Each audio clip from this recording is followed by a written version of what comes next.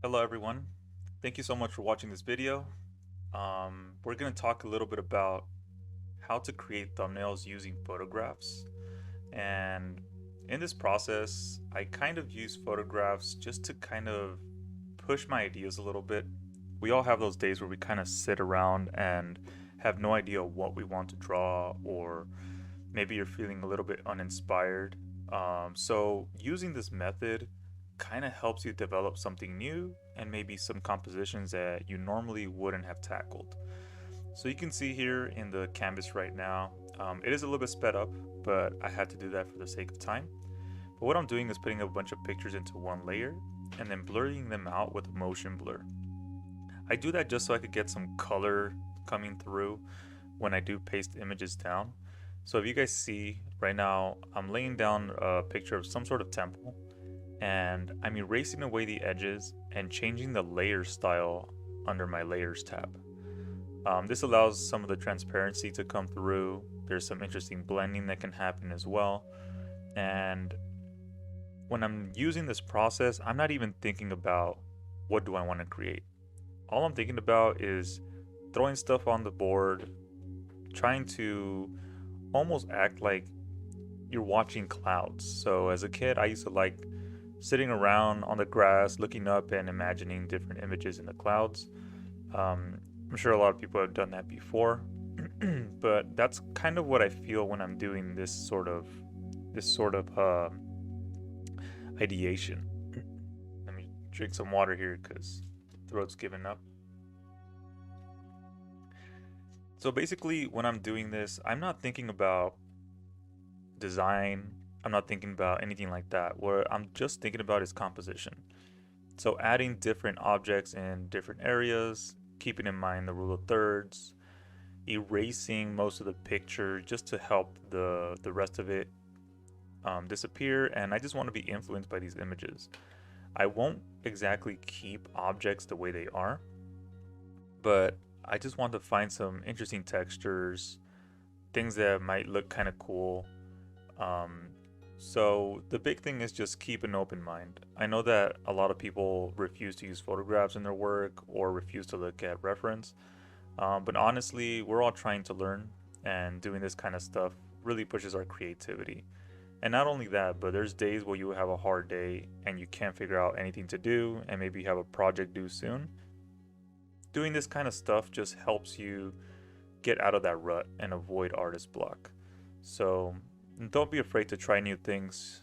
You never know what it's going to lead to, and honestly, you should be soaking up as much of information as you can, um, because you need to develop a different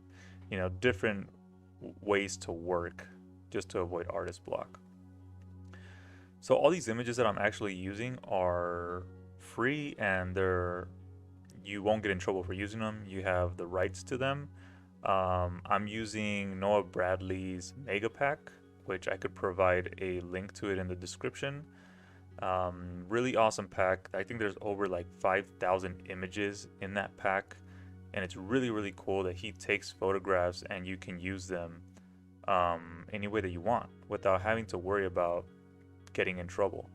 So I would recommend to download that pack. It's absolutely free. You don't have to buy it.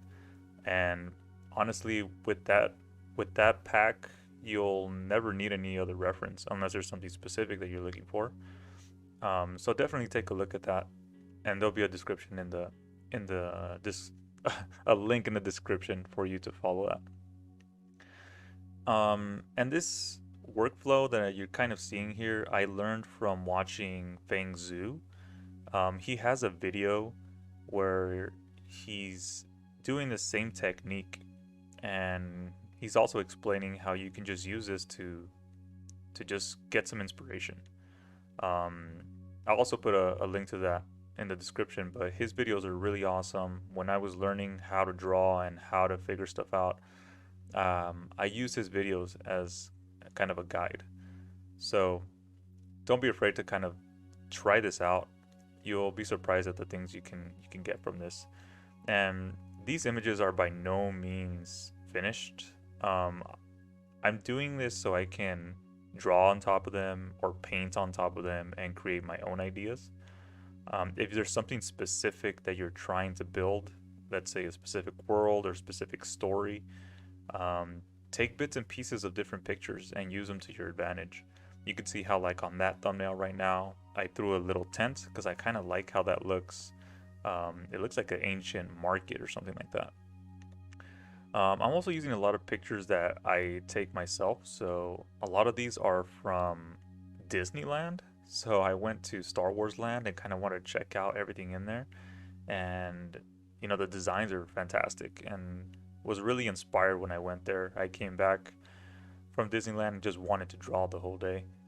So, take pictures, look around, see what inspires you. You never know. There's probably something sitting on your desk at the moment that can help you create a cool design.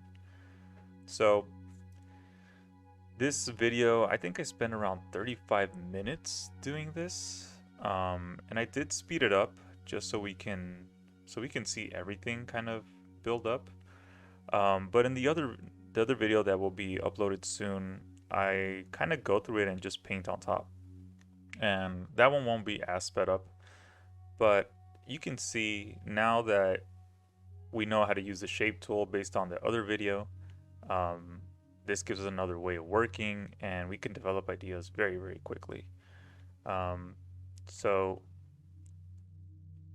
just build your references, think about what it is that you want to create, and then use it to your advantage. These don't have to be perfect. They're just to help you. They can be used as color keys. They could be used as thumbnails. They could be used as anything. And on the screen right now, I have 9 thumbnails. I won't necessarily use all of them, but you can see there's a good few of them that might be kind of cool to develop. So I would say just take those favorite ones and see what you can do with them.